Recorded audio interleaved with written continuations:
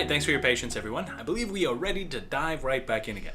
Once again, my name is Ian Schaefer. I'm one of the Senior Product Specialists here at UDA Technologies. Joining me today is Holly Gibson, another Senior Product Specialist. Holly, say hi. Hi. And today we're going to take you guys through some of the new changes and enhancements that you guys have to look forward to in ConstructionSuite 10. Now, of course, this is building on the series of webinars that we've been hosting so far this week, and the tail end of last week, I believe, although I missed that one. What we're kind of focusing on this week is some of the changes that we're releasing with ConstructionSuite 10. Of course, the 10th iteration of our ConstructionSuite product, going all the way back as far as the first one, which was released in 2006. And today's features, of course, no surprise to everybody, we're going to be focusing on some of the most commonly used features, which so far it looks to be estimating is a strong number one, scheduling is a pretty solid number two, and we had requests on Monday to take a look at some of the proposals and tools like that as well, so of course we'll touch on that also. Now, of course, these are big, huge items for us. ConstructionSuite is a well-established program. It's one of the main ERP platforms that we've worked with. We're very proud of some of these changes that we're making, and as we go through and take a look at them today, I think you guys will be thrilled at some of the enhancements that we're providing today with ConstructionSuite, or every day, really. And of course, as we dive into these, we'll be highlighting these and many of the other features that all of our almost 600,000 users have been working with, managing upwards of probably now about $70 billion in projects every day. This side will be focusing on the desktop. I believe next week we'll be taking a look at some of the new features available with ConstructionOnline as well. So to give you guys an idea of what we're working with today, take a look at the United Design websites. You'll actually find in the e-news or any of the email announcements that we've posted out some of the details for these webinars. And if you get to this page, you can also take a look under News and Press Release to find some of the details for these webinars. I had one of the other links pulled up a moment, but that's okay. I'm sure you guys have all seen the emails, and if not, you'll see them again. We want to make sure that we're communicating all this information because I don't want you guys to miss any of this. These things are great, and we're super excited to get this information out.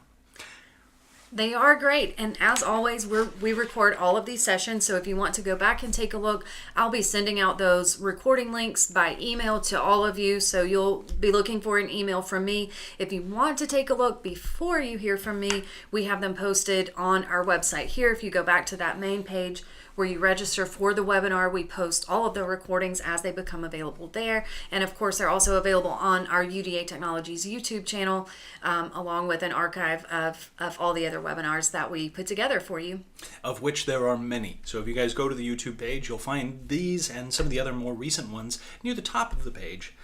But there are some 200, I think, videos to choose from now. There are about 200, 250. It's a lot of videos, you guys. Yeah, many hours of content that we've put together for you guys. And at this point, we're probably pretty close to, if not well over, 1 million views at this point, too. So we're getting a lot of traction, but we always love to see the interaction and have people coming in and working with us on these things, too.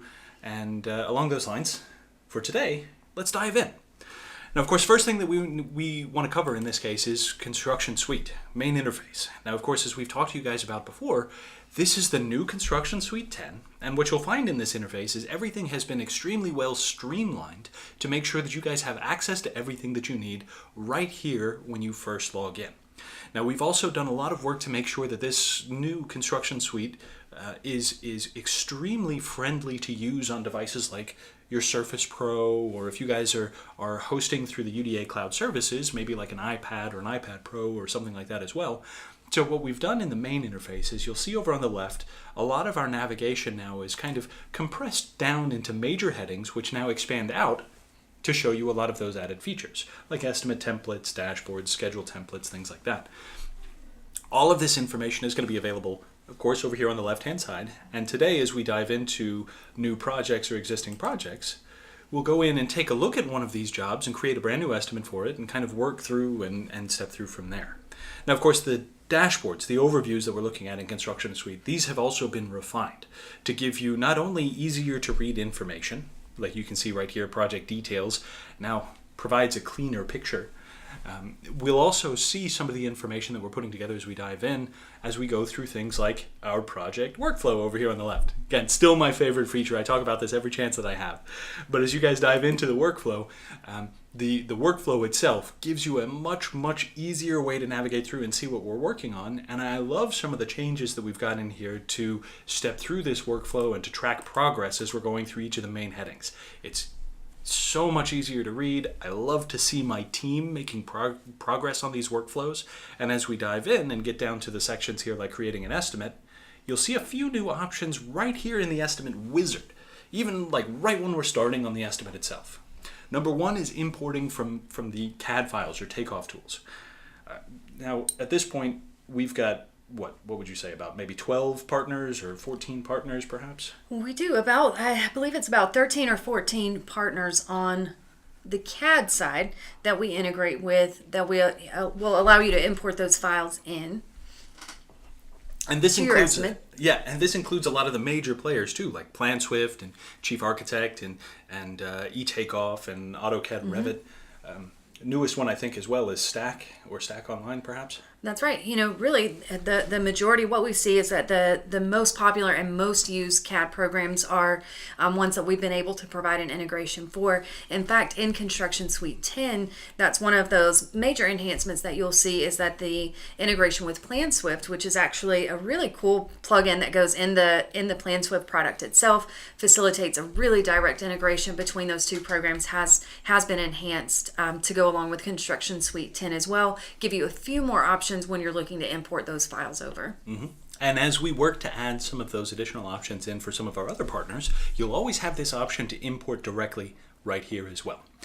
So in the past, you've had to open up estimates and try to pull the files in from there. This streamlines that. Now you don't have to go the extra 5 or 6 steps. You go directly in here, and as you're doing that import, the formats are still going to be very familiar and recognizable.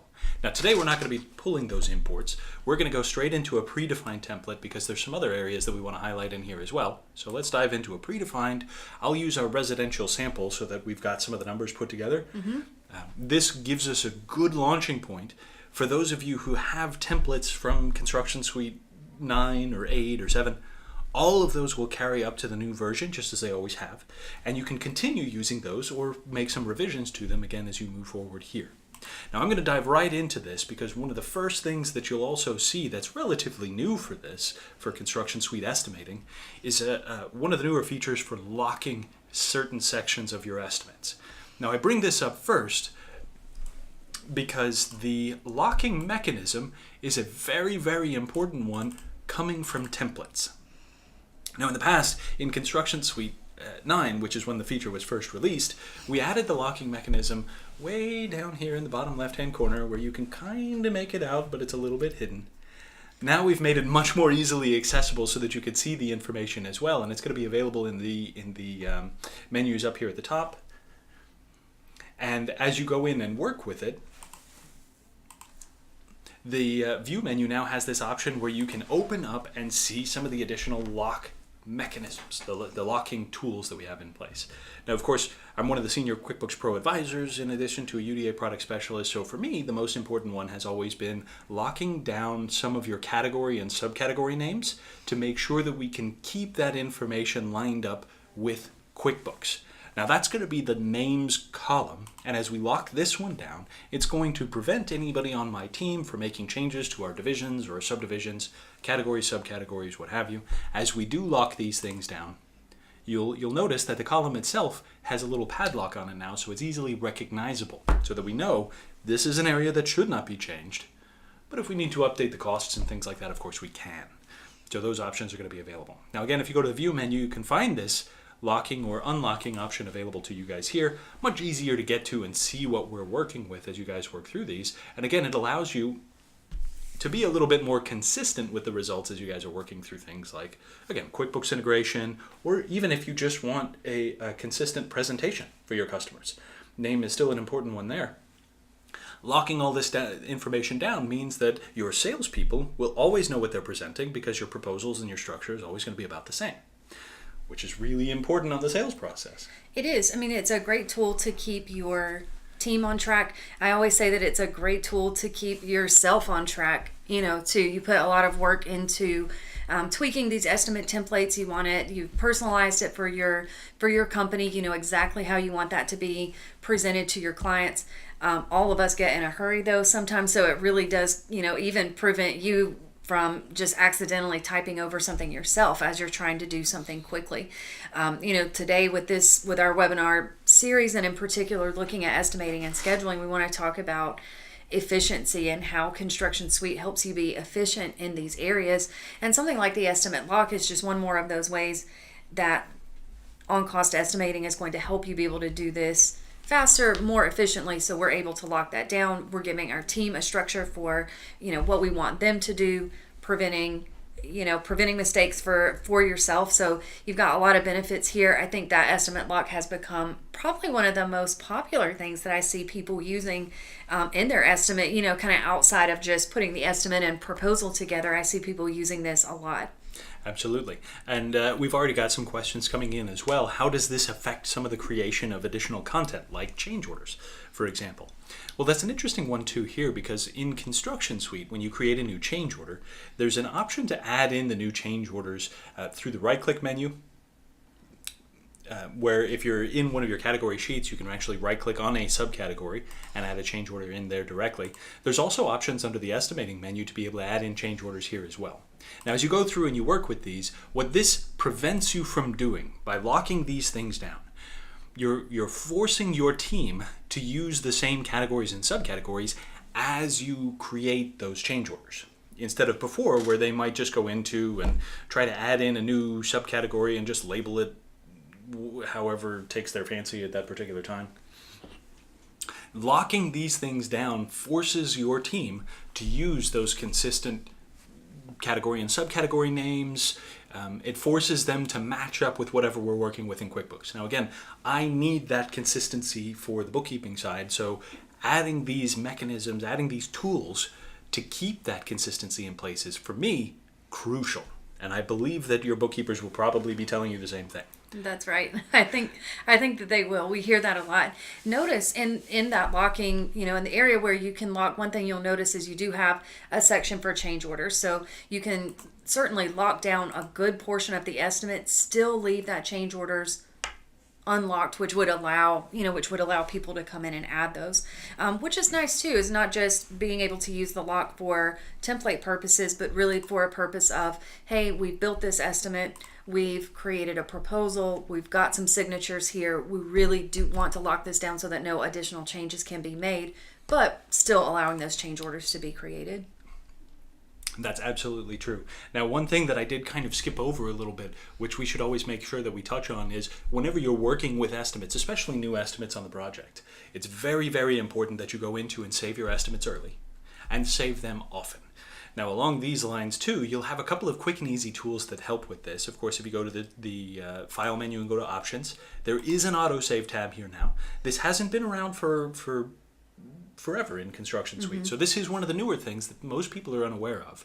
So if you want to have this kind of save in place and you'd like the system to save it for you, this is perfect. Again, go to File or Tools, go to Options, click the Autosave tab, uncheck the box to make sure that Autosave is turned on and allowed, and then pick a time frame. For me personally, I tend to find that 20 or 30 minutes works best. That way I can get some information or some numbers in before the system takes over and saves that information, and it's not just saving every 5 minutes while I'm looking. So that's one of the options that we have here. You'll also notice, or maybe you didn't catch it at the time, but there's an option to right-click on some of the buttons that we have here at the top and add them to the Quick Access toolbar, which is a really, really important one for me, again, because now that Save button is right here, living up at the top. And if I'm working in the Estimate menu, trying to adjust resources, for example, in various different sections, I don't have to step back into the File menu to save. I can just come back up here and hit the Save button, and we can continue making progress.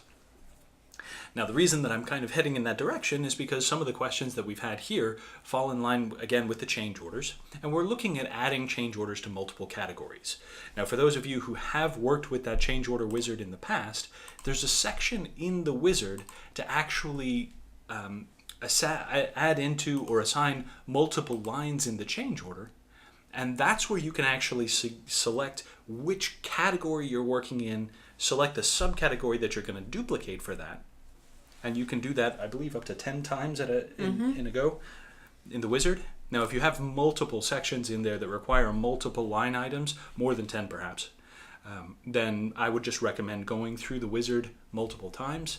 In each instance, every time you go through that wizard, just make sure that you guys select add to an existing change order the second time or the third time or the fifth time, however many you need to add. This way it always piles that information together in a single change order, which gets packaged together in a single contract when it's ready. Now again, these are some of those key features or key functions that a lot of people tend to overlook as they're working with these. Change orders very rarely are as simple as we're just putting in one little line item or one little piece. They almost always span multiple sections or multiple cost codes. So this gives you the ability to go through and cover that need by coming to the section here that allows you to just kind of build out all of the detail for your change orders. And then you can pick which areas they apply, which subcategories we're duplicating, and move on from there. Now, in our case, we'll move on to the next section because one of the next very highly requested features that has been coming through for probably many, many years does actually kind of tie back to something, Holly, that you had mentioned earlier, setting up people's view, getting them to see what they see and setting up these templates so that everybody can recognize what they're looking for and so on.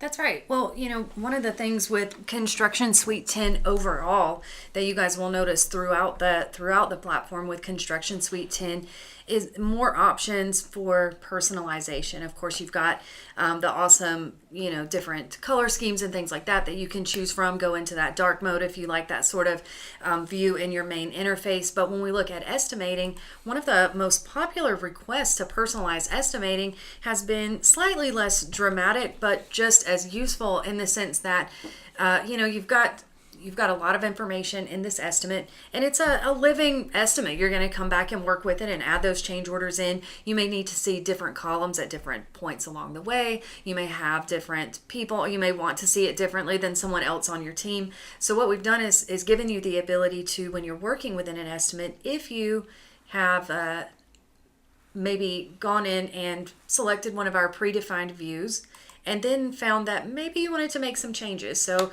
maybe you go with that standard view or financial view, and then you decide, you know what, I need a couple of additional columns. So now we can choose to add in, maybe I'm a remodeler and I want to have that room column visible. We see that being used a ton there in the remodeling industry. So maybe you've added that in. We want to have that. We want to maybe show some resources in the estimate.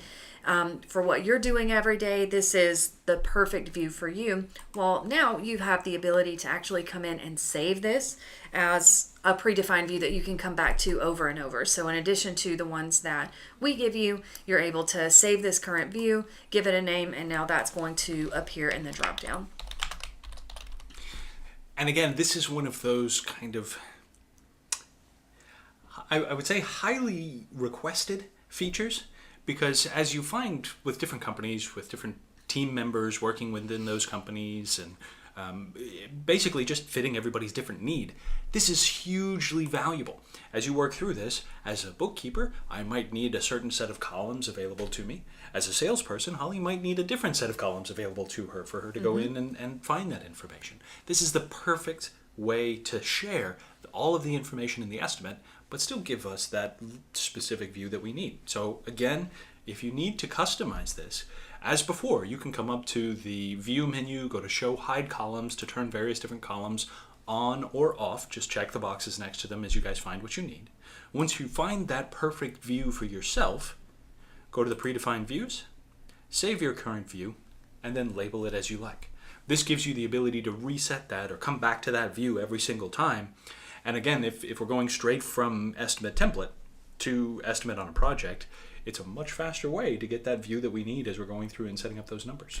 It is, that's right. So back to efficiency, when we look at, your best practices for staying efficient with your estimating, getting this done as quickly as possible without, of course, sacrificing accuracy. You want to, kind of follow those. You're looking at, using those templates to get started quickly, smart use of the locking capabilities just to prevent mistakes and keep you moving fast, and then these predefined views, which allow you to really jump from set to set of information that you need based on what you're doing day to day. Another personalization option that we've added into the estimate for you is this new column way over on the very left hand side. We call it our stoplight column. You've got red, yellow, green. It's just a really quick way for you to color code these lines to really mean or indicate whatever you want. That's one reason why we think of it as a personalization and productivity tool. You don't have to use it any one way. I see people use it to indicate all sorts of things. Sometimes it's a handoff between teams, to indicate that a certain team has reviewed it. Sometimes it's just a color code indicator for you to know that perhaps it's something that you've reviewed or that needs a little bit of extra attention. There's no right or wrong way to use it. It was actually made available first on our ConstructionOnline platform, and I think surprised all of us as one of the most popular features that we saw people using in their estimates and schedules there. And that's absolutely right. So it's also been a fun one for a lot of us to discuss as well, because we all describe it in a slightly different way as it applies to us personally. As Holly mentioned, it's a great tool for each individual to go through and use as they need to. Again, for me, I might go through and use that stoplight system to figure out where I've found subcontractors or who I'm negotiating prices with, perhaps. I could just go through and say, green light, we have good options for this one. Yellow light, I haven't found one that I love. Red light, I haven't found anybody. Maybe. So that would require some attention. On the flip side, we might go in and say, green light represents an area where we've got plenty of wiggle room. I've seen some of the questions coming through as well regarding things like variance. So variance in the estimate, by the way, this is one of the additional columns that can be turned on, and I'll touch on this briefly. It's basically calculated from one of a few different areas, depending on how you set up your estimate and whether you're using something like QuickBooks or not. In our case, this variance column is calculated as a difference between my total cost and my actual cost. Cost minus actual gives me a variance of $4,700. And so if I'm looking at this and I'm trying to flag this area as needing some attention because I know it's going to go over budget, once again, that coupled with the stoplight system will allow me to find the right balance for this information.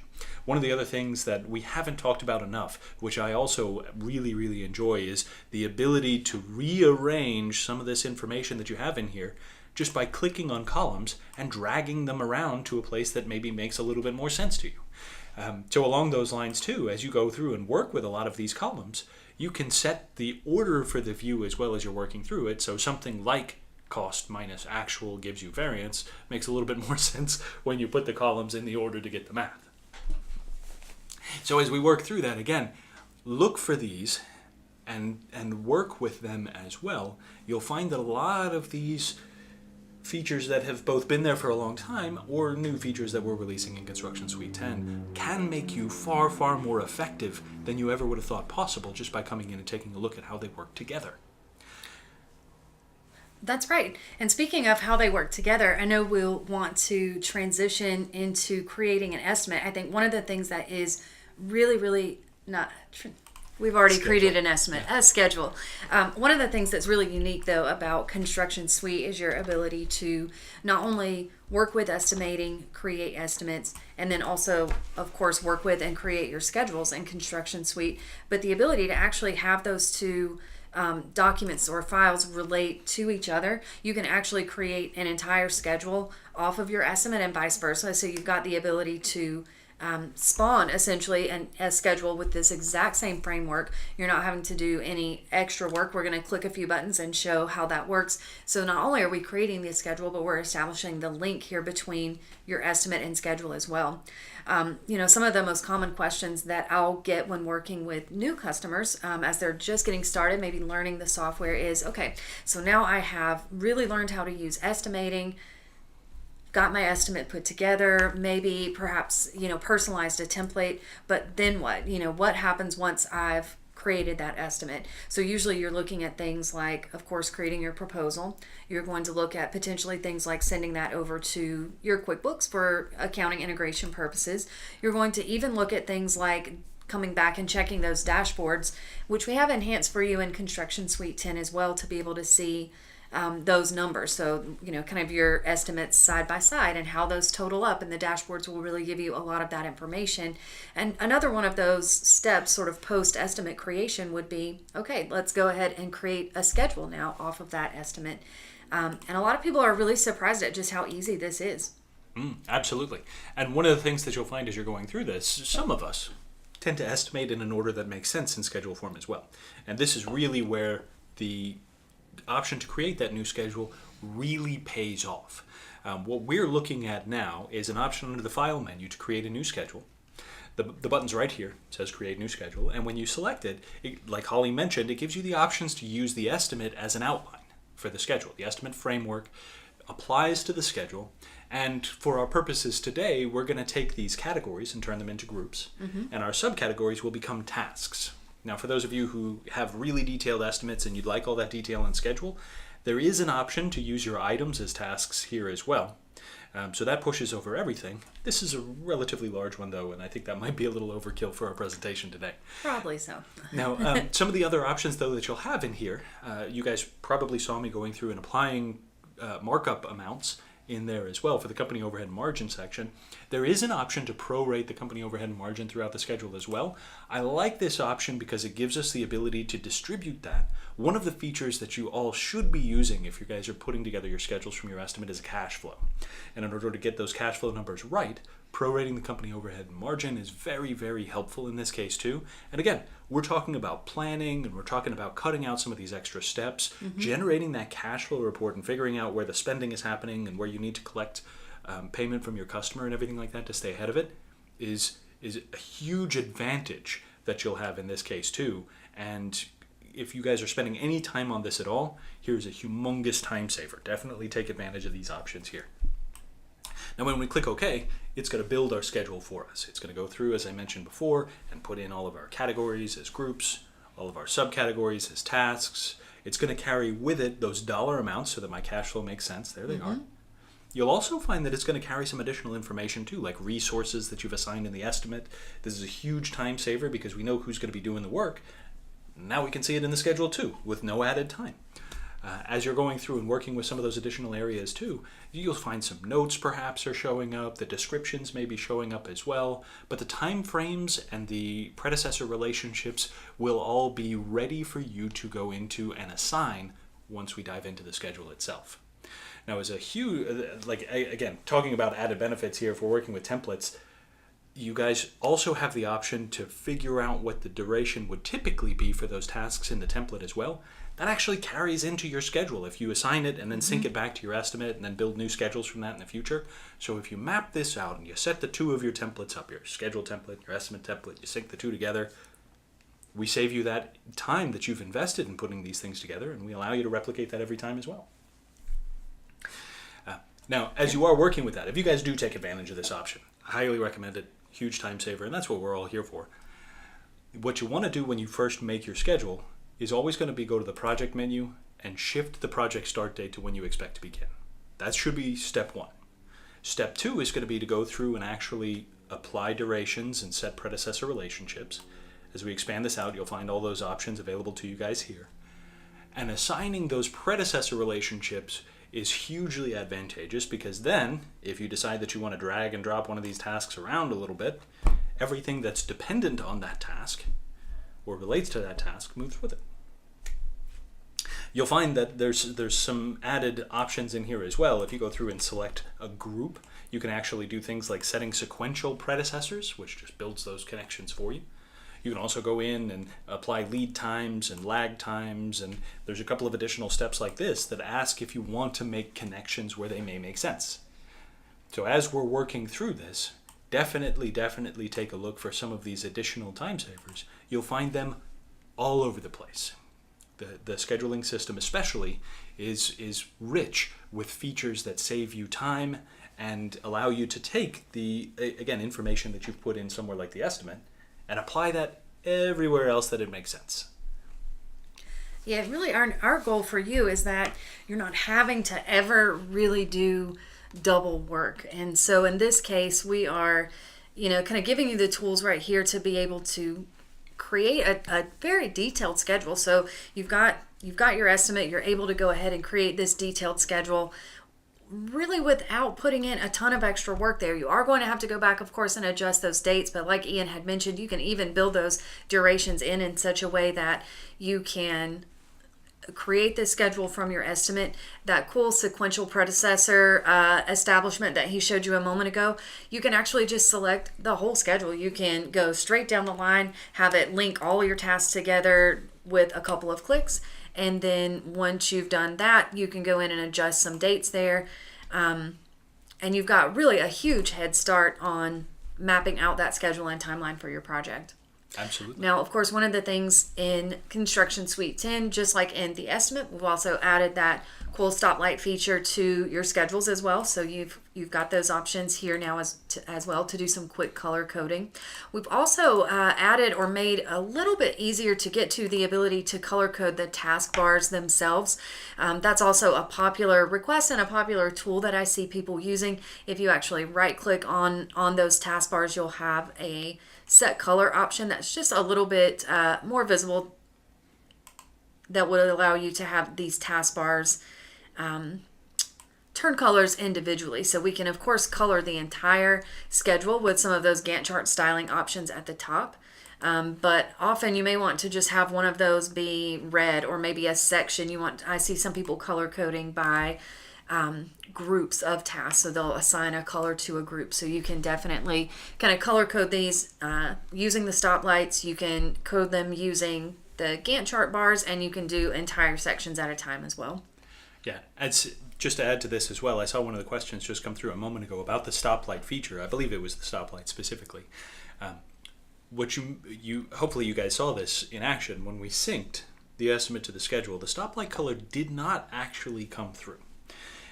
And again, I'm actually very, very happy with that decision that we made, because in this case, the fact that the stoplights have so many varied meanings, or that they can, allows you to use those two independent of one another between the estimate and the schedule, even if you sync. They can each have a different purpose depending on who's using the tool. Your estimator might have one purpose in the estimate. Your schedules might have your scheduler or your project managers may have a different purpose over there. And for us, actually, one of the first areas that this came about was a discussion that we had with a company in Texas, I believe.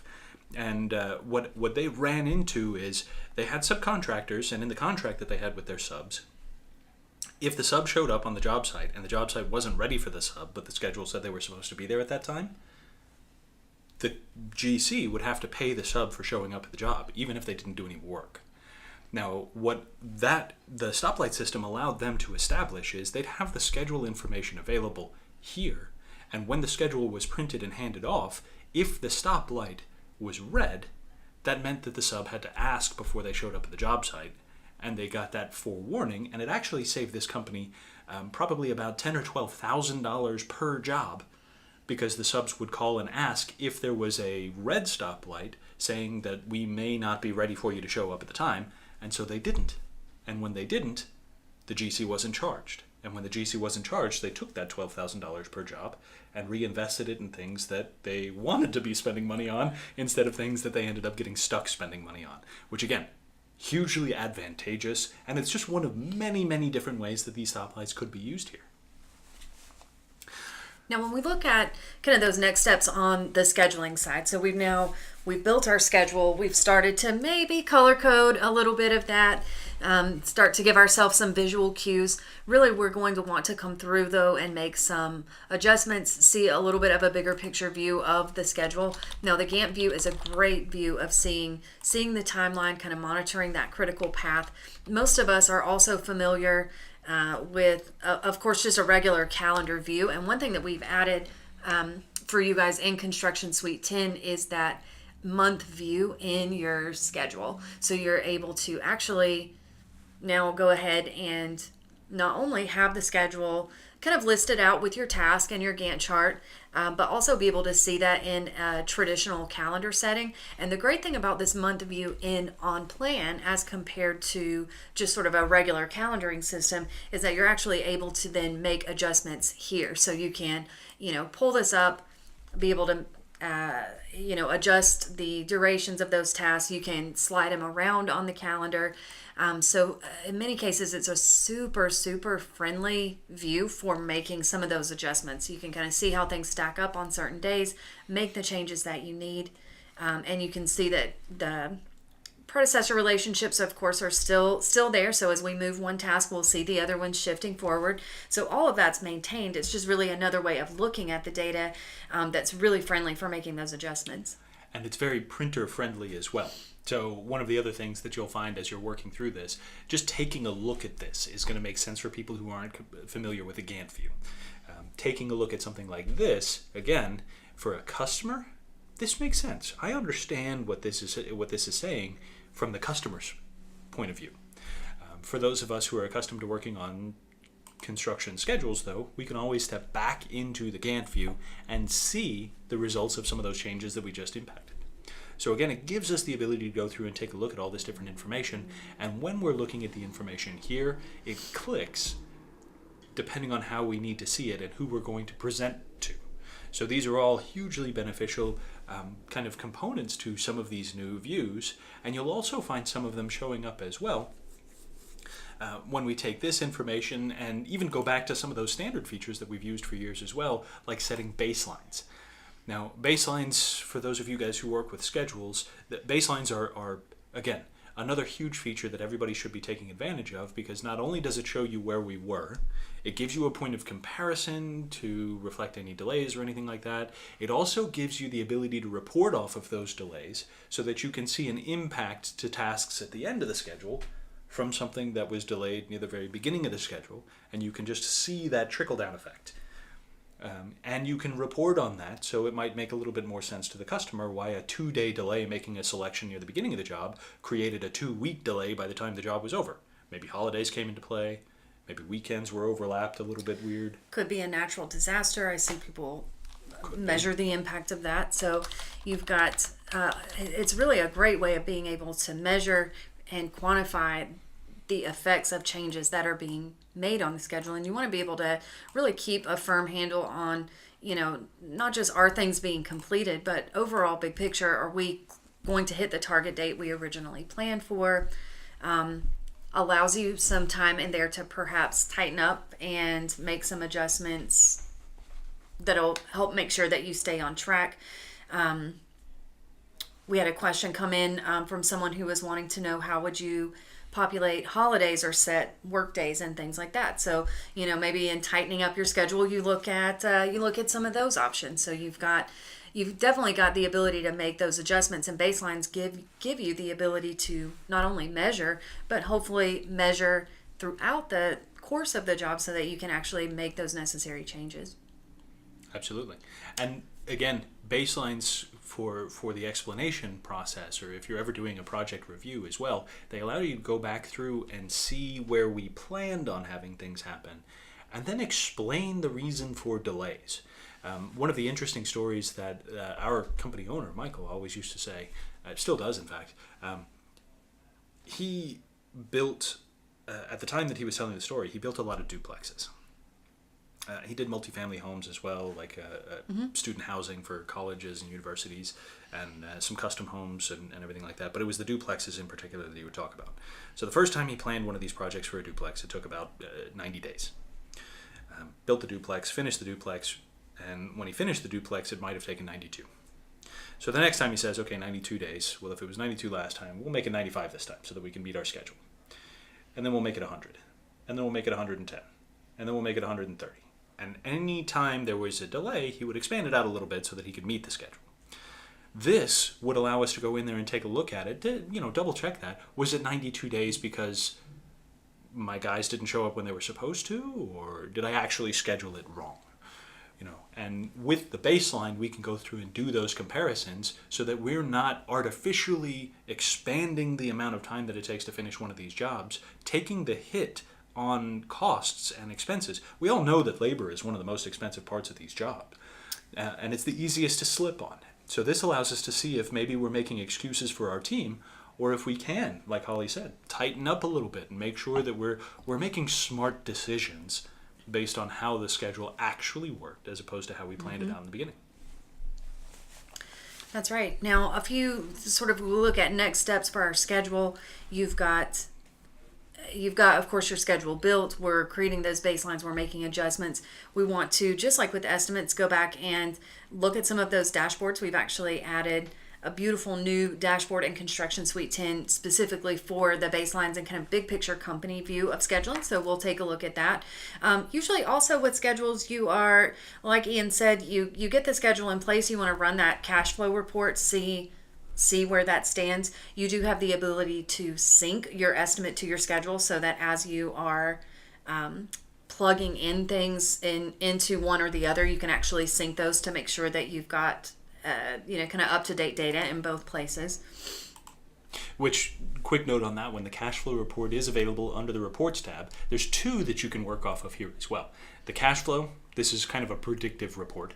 This is showing us where the money is going to be, depending on how you run the report, either coming or going over the next few weeks or months or however you decide to run the report. The alternative report, the earned value report, is showing how much money you made over that period of time based on percent completion. So that's one of the important things to make sure that you're doing the schedule. Don't just use it to look at where things could be happening. Definitely go into these tasks as well and adjust the percent completion so that reports like the earned value report have more meaning to them. That's a good way to see the distribution, of your costs over the amount of time that it took to finish the tasks themselves. So take a look at some of these. The baseline schedule report, by the way, was the one that we were referring to earlier. This is also going to be available in the Reports tab. And what you'll find with all of these is that the reports themselves ask a series of very important questions on how much information you want to include, but they also give you a space where you can edit the templates here too. If you find yourself making the same change over and over again every time you run the report, adjust the template. Make the change in the template, have that information preloaded for you. On the efficiency front, this one is huge. So a lot of people have boilerplate information that they want to include in these reports, maybe a description of what the report is going to be based on who they're sending it to or whatever it may be. Editing those templates is going to be a huge way to make sure that that information is there and available every time. Now, of course, you can pull that baseline schedule report. It's going to give you that comparison broken down. So you'll choose the baseline that you're using. It's going to compare that to where the schedule is now. It will give you some detailed information on a task-by-task basis as to how much you've slipped, essentially how much time adjustment you have. We've also added in the brand new baseline view in the dashboard here that will allow you to get a quick read view of that information without having to generate a report. So if we come back to kind of our main interface here in ConstructionSuite and head over to our scheduling section, of course you still have your schedule dashboard, which is going to show what we have going on this week, so you can see that data coming in from your schedules. But our baseline view is going to give us a view of all of our schedules, and it really helps us accomplish a couple of things.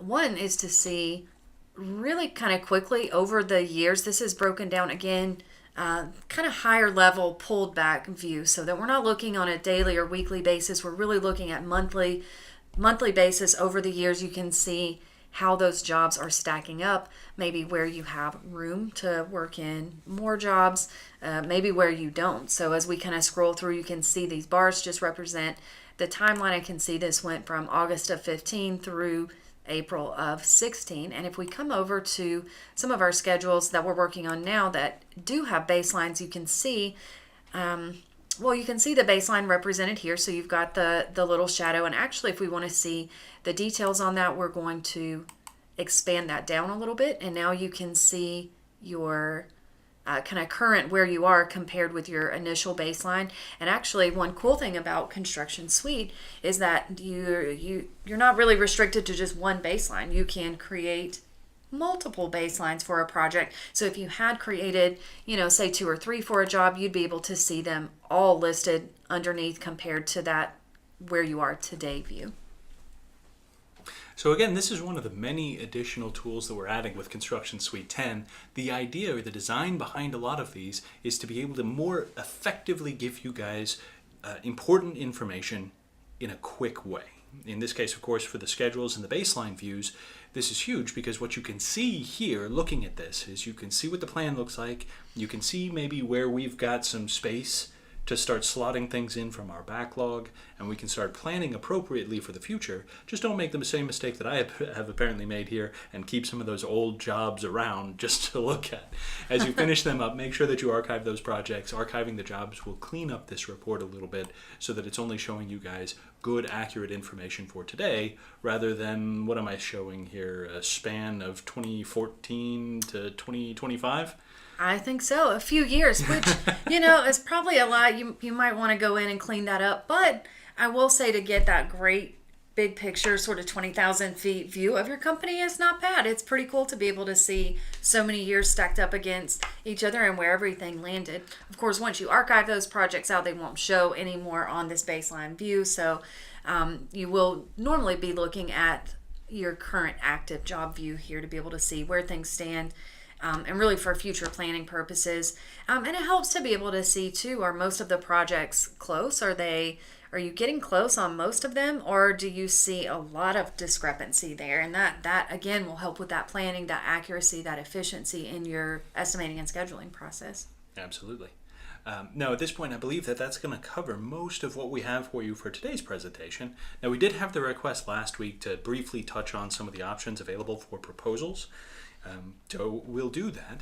We'll also be fielding questions at this point. So as you guys have taken us, as you guys have gone on this little journey with us today, I'm sure the questions have come up. Now, we've seen a lot of fantastic questions coming through from the audience already, but if you guys are holding any, now is the time to send them our way. So once again, Sydney has actually been handling most of the questions, and it looks like she's done a great job of making sure to cover all of these. She's actually flagged a couple for me right now, so we'll go through and take a look at those too. In the meantime, though, as we're going through the proposals and we're going through some of these additional questions, if you guys have more questions, stick with us. Send them our way. We'll see what we can cover in the next maybe 10 minutes or so. Mm-hmm. For everything else, don't forget that the webinar series continues this Friday at 3 o'clock Central, 4 o'clock Eastern.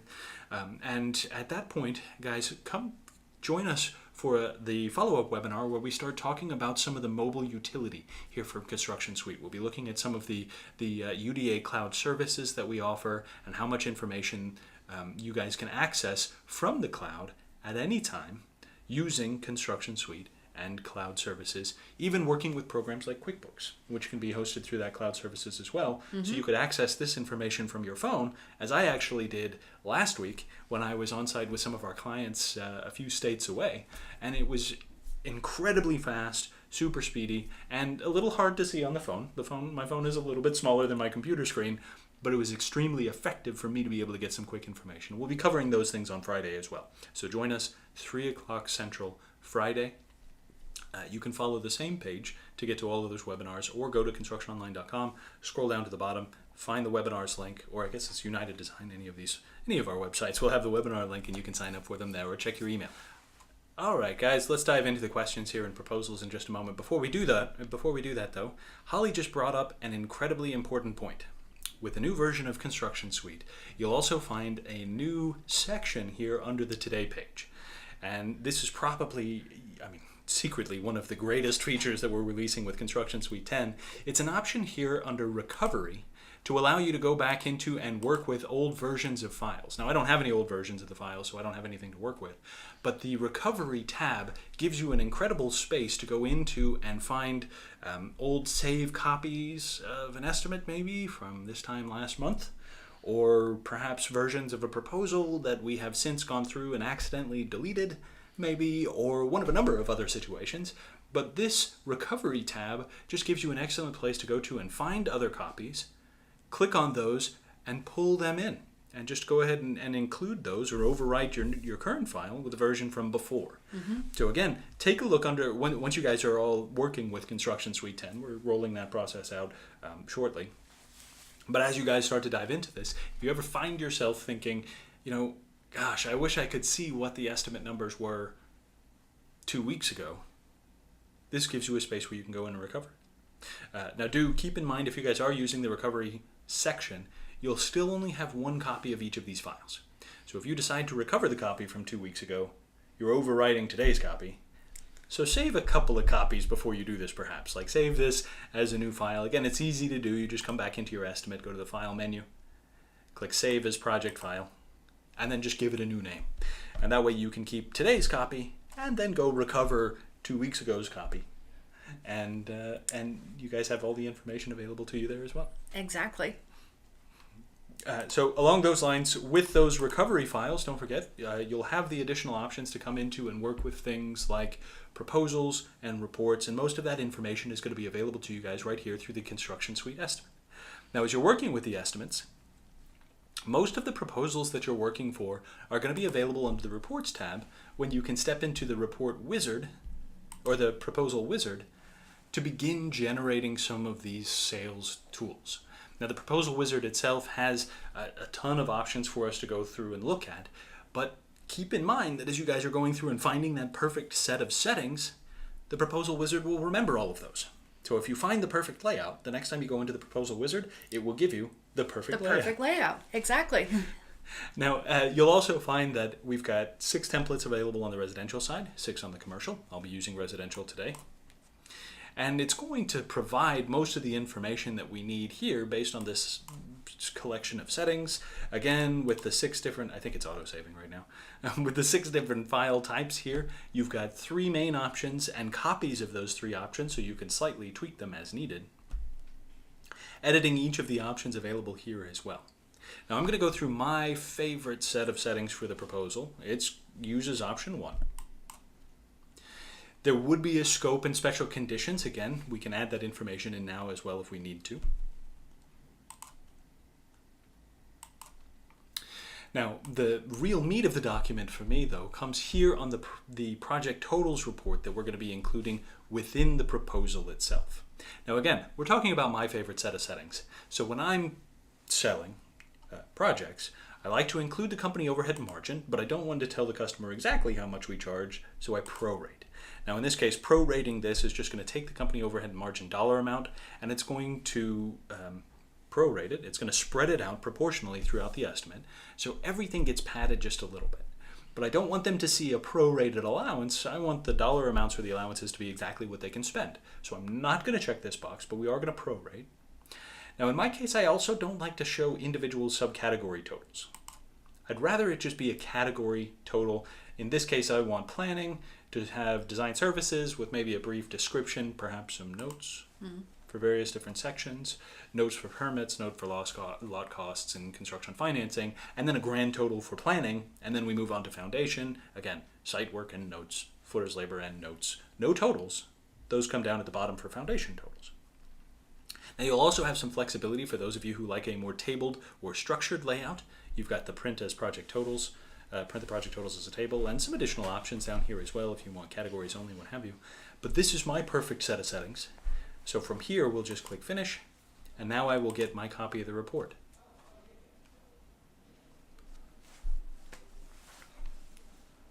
Now, of course, within OnPoint, as you guys are working through this, there are some familiar important settings in here as well. For example, in the Insert menu, we can add a letterhead. The letterhead is just going to pull, and it's going to be pretty consistent for all of them. But as we get down into the body of the proposal itself, again, the real meat of my document here is project totals, and here you can see where it actually pulls in a lot of that detail for us here. Again, planning with our items, notes for those items, my subtotal for planning. I don't want to itemize my costs. I don't want to encourage my customers to go through and try to buy the same things for a cheaper price or somewhere, because it's probably not going to be comparable, and I'd just rather not have that discussion. So we summarize. Now for me, this is the perfect way for me to pitch. I'm actually able to go into my sales presentation, take all of this information, it's organized the way I'm comfortable with, we can go in and have the discussion with the customer and so on. Holly's may be different. And in that case, when Holly goes through the proposal wizard, she'll have her own set of settings. What I find works really, really well for teams, especially with multiple salespeople, everybody can also slightly customize their own proposal template. So maybe Holly's has her signature information down at the bottom. Mine has mine. We might have, Amanda with her collection. Sydney will probably have her own collection. Corey might have a collection. Everybody gets their own set. That's right. You could also do different template sets for perhaps different types of jobs that you do. I know I work with a lot of clients who, specialize in a couple of different things, each of which need to be presented slightly differently. Or maybe, some of your jobs are more of a fixed fee, others are more of a cost plus, where you want to be a little more transparent. So you can really kind of set up a couple of different templates to reflect individual salespeople, could reflect different types of jobs.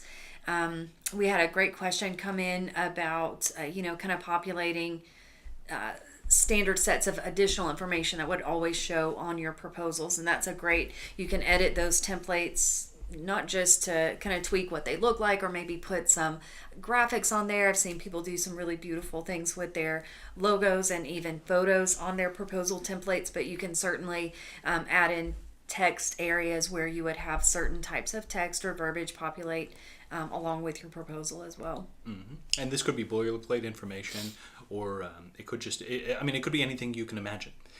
I've got clients who also go through and they'll put a full contract at the end of the proposal template that they're working with as well, just so that they can take care of those two birds with one stone. And so again, the opportunities or the possibilities here are endless when you're modifying these templates. Go through and customize them. And once again, look for areas where you're spending time doing multiple things in there that you don't want. I need to get this worked on. And just get them sorted, get them taken care of, and have the team work on it. And if there is anything in there that they need to add to the proposal, do it one time. Do it in the template. Don't try to go through and replicate it multiple times afterwards. So again, as you're working through that, work within these proposals. Get a lot of that information together and get those things set up. Now, once you're done with them, from here you can also go into and email them out directly from ConstructionSuite. You can export them or print them from the file menu to a PDF, perhaps, or a Word document if you want to send it off to your legal team. All of these options are going to be available to them there as well, so it's very, very easy to take this information and get it out to your team. You'll also find, I think we've got a couple of questions that lightly touch on this as well, there may be additional client information that you want to get into the proposals too. For that, under the Tools menu, you have custom AutoDoc fields. And this can be anything. You'll find that some of our users even have hundreds of custom fields that they've added in for their clients or for their projects or even for their own company. Those can be auto-populating fields. They function just like these ones here at the top. Whenever you assign a different customer, that customer information will come here. In fact, from page layout, you can even go into the document wizard and change out your customer right here. So if we wanted to put it in and assign it to somebody else, you can, and it'll update accordingly. All of this information is going to be available to you guys here. All of it is going to be available within any of the reports. So take a look under that Tools menu to find those AutoDoc fields from there.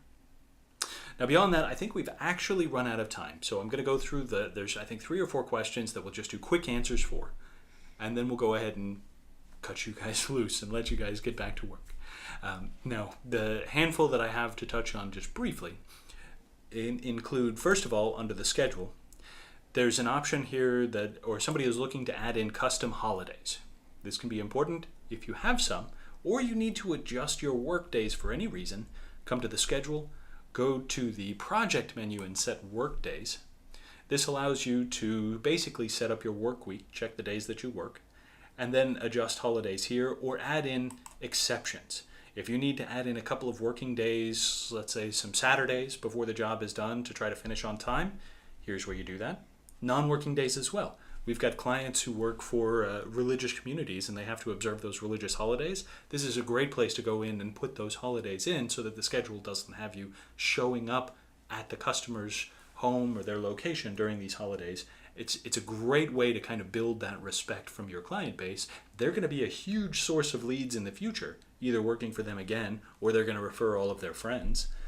So we want to make sure that we're being as respectful to them as possible while still doing an amazing job, whatever it may be. So that will include some of those. For the proposals, there's been a few questions come through about the ability to generate some custom information on those proposals as well. Don't forget the option to edit the templates in the proposal wizard, or any of the reports themselves, you're going to have a link on the proposal itself here. Under the options, you've got an edit template link. We've given you the ability to label these as well so you don't forget which one's which. So this is an excellent tool for you guys to be able to distinguish. So if this one's Holly's, we could put it in here. Or if we do kitchens and bathrooms, this might be my kitchens template, or whatever it may be. We can apply labels as needed there as well. And I think there was one left for us to touch on.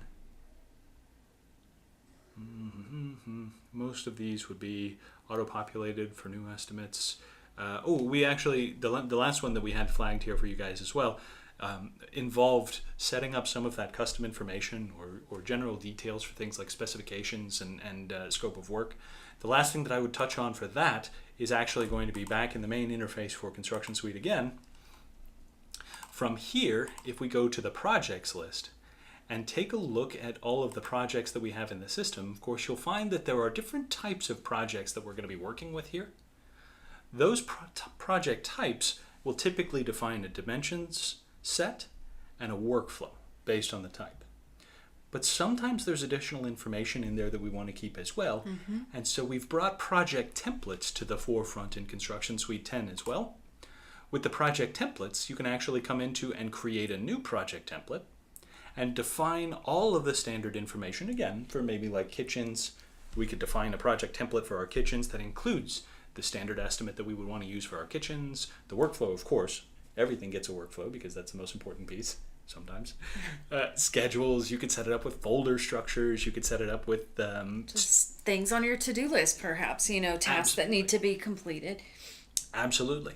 And so with the project template that you can access very easily right here on this screen, you can get into and define everything that you need for a successful execution on a project.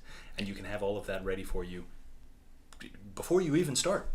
Including, of course, the scope of work and some of that general project information that our user was asking about there. So it really speeds up the process, not just of creating estimates and schedules, but of just overall project creation as well. Absolutely. Now, along these lines too, at this point, like I said, we have run out of time. We need to go work with our team to make sure that we're taking care of everything that we need to, and I'm sure that you guys are the same. You guys have plenty of things to do. However, we still want to hear from you guys. So if you have any outstanding questions that we haven't gotten to yet, or you guys just want to chat sometime between now and perhaps Friday when we talk to you guys again, 3 o'clock in the webinar, you can always reach us by going to the Help menu and taking a look under Contact Information. From contact information, you will find phone numbers, you will find email addresses, and a number of other ways to be able to reach out to us at any time. So take a look. We'd love to hear from you guys again. Until then, I think we're about finished with estimating and scheduling. So once again, everyone, thank you so much for joining us today. It's been a pleasure working with you and talking about some of these great new features in ConstructionSuite 10. We can't wait to get it out. And at this point, we're going to let you guys have the rest of your afternoon, and we'll go work on getting this stuff done. On getting it out to you guys. Yeah, absolutely. Exactly. Have a great afternoon, everyone. Thanks again for spending some time with us today. Yep, and take care, everyone.